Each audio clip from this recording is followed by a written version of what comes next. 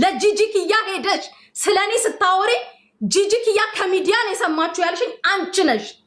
ጂጂኪያን ጋር ግን ሄደሽ ያማሽኝ አንቺ ነሽ።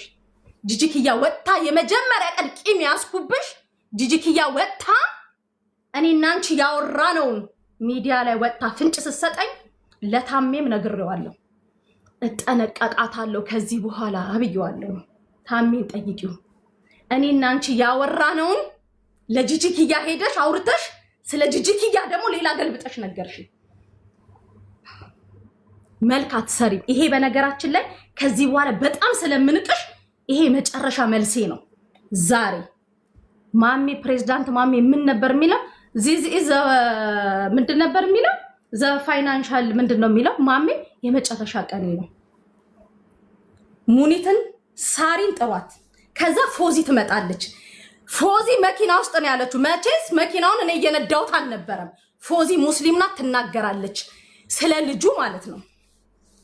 ዛሬ ሮጠሽ የገባሽበትን መንገድ ለምን ልንገርሽ? ጠዋት ጽፈሽልኝ እንደሰው ሃይ መሲት እንዴት ነሽ ምናምን ብለሽ ስሚ፣ እኔ ትላንት ያለቀስኩት ኪያንና የኪያን ወንድም ብሎም ሳሪን ስለምወዳቸው ለሳሪ ያላልኩት ነገር ስለተባለ የሳሪ ሀቅ እንዲወጣላት ያወጣውላት እኮ እኔ ነኝ።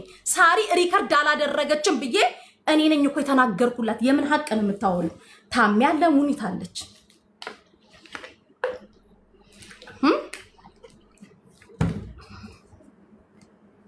ሁሉንም አንቺ ከዚህ ከቁማር ህይወትሽ ጀምሮ ስታዋሪያቸው የነበሩትን ስትቦጭቂልኝ የነበርሽው አንቺ ልጅ። እኔ እኮ ምን የሚወራ እኔ ባወራሽ ስለደላላ ነው።